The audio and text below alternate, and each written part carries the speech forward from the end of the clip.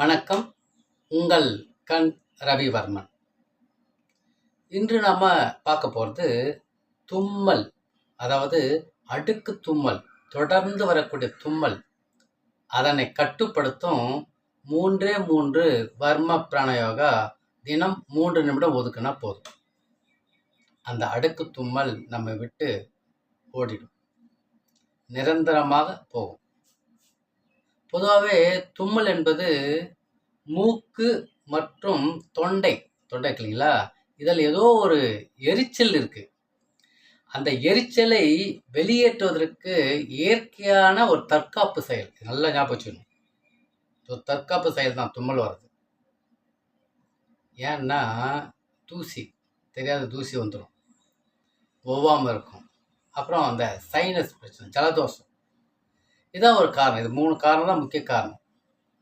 இதில் ஏதாவது ஒன்று வரும்போது அது அந்நிய பொருளை எடுத்துது இந்த உடம்பு. இது உடலின் மொழி.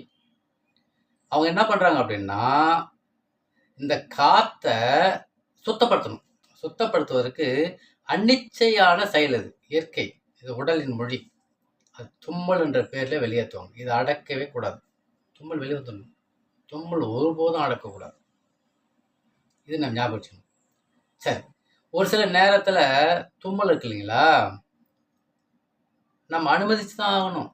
மூச்சு குழாய் இருக்குல்ல, இந்த நுரையீரல் இருக்குல்ல, நச்சுக்கள் செல்லாமல் தடுத்து சுத்தப்படுத்தும் செயல் அது.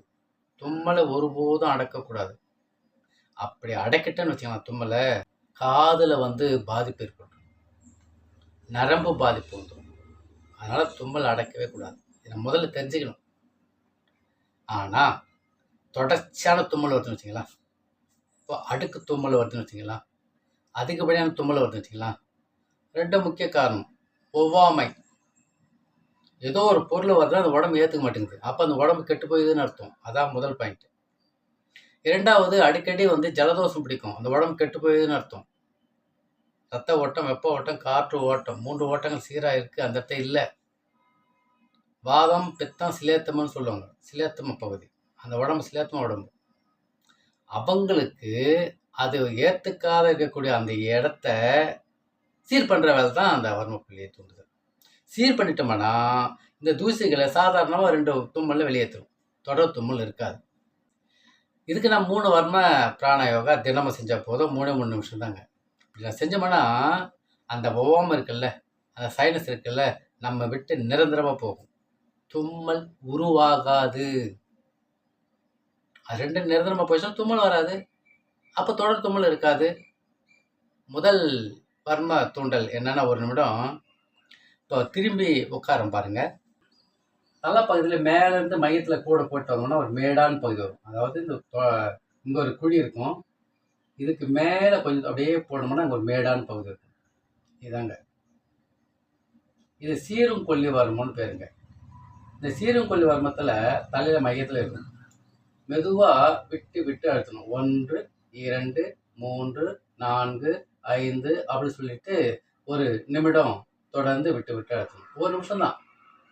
அந்த 1 நிமிடம் அழுத்தின பிறகு லேசாக வளச்சுழல் ஒரு 9 முறை, 1 2 3ன்னு வளச்சுழல் பண்ணிட்டு 9 முறை, மேலிருந்து கீழே ஒரு 9 முறை தடவி விடணும். வெரி சிம்பிளாக தான் இருக்குது சீரங்கொல்லி வர்மம். இது ஒரு வர்ம தூண்டல். இது 1 நிமிடம். இன்னொரு வர்ம தூண்டல் சொல்கிறேன் பாருங்களா, இது ரொம்ப ரொம்ப ஈஸியான தூண்டல். ஒரு வேலையும் கிடையாது. இந்த தொண்டைக்குழி இருக்குல்ல, அதே இந்த சுட்டு வரல வச்சுக்கிட்டு இந்த பள்ளம் இருக்குல்ல, தும்மி வரும் பேர், தொண்டைக்குழி வரும்னு சொல்லலாம். மெதுவாக வச்சுட்டு கண்ணை மூடி உட்காந்து விடையதாங்க. அப்படி அழுத்தம்லாம் கூடவே கூடாது, சும்மா தொடணும், அவ்வளோதான். மெதுவாக தொட்டுட்டு கண்ணை மூடிட்டு அப்படியே இருக்க வேண்டியதான் 1 நிமிஷம். 1 நிமிடம் முடிஞ்ச பிறகு இந்த ஒரு வரல தாங்க, வேறு எதுவும் கிடையாது. இந்த ஒரு வரல தான் பாருங்கள். 1 நிமிடம். 1 நிமிடம் முடிஞ்ச பிறகு லேசாக ஒரு 9 முறை தடை விடும். இது 2வது பயிற்சி. இதனால் நமக்கு நஷ்டமா? ஈஸி தானே, ரொம்ப சுலபமாக தானே இருக்குது இந்த பயிற்சி செய்கிறதுக்கு. 3வது பயிற்சி ஒன்று சொல்கிறேன் பாருங்கள். இது ஒரு சிறந்த பயிற்சி. முதுகு பக்கத்தில் முதுகு தண்டு இருக்குல்ல, அதில் கடைசி எலும்பு கீழே நம்ம மோஷன் போகிற இடம், அந்த இடத்த நடுவரில் வைக்கிறோம். பாருங்களா, காட்டுறேன். இப்போது நடுவரில் முதுகு பக்கத்தில் முதுகு தண்டில் மெதுவாக கோடு போட்டே வரும்போது அப்படியே வருதுங்களா. இப்போ கடைசி எலும்பு வந்துச்சுங்களா. இப்போ அந்த பெட்டக்ஸ் கீழே வருது. அந்த கடைசி எலும்போனோடனே இந்த நடுவரில் வச்சு மேல் நோக்கி அழுத்தி அப்படியே ஒரு நிமிடம் விட்டு விட்டு அழுத்தணும். அந்த ஒரு நிமிடம் விட்டு விட்டு அழுத்திட்டு அப்படியே வலச்சுழற்சி பாருங்க. 1, 2, 3 அப்படின்னு சொல்லிட்டு ஒரு 9 முறை வலச்சுழற்சி. அதுக்கடுத்து மேலது கீழே ஒரு 9 முறை தடவணும். ரொம்ப ஈஸியாக தானே இருக்குது.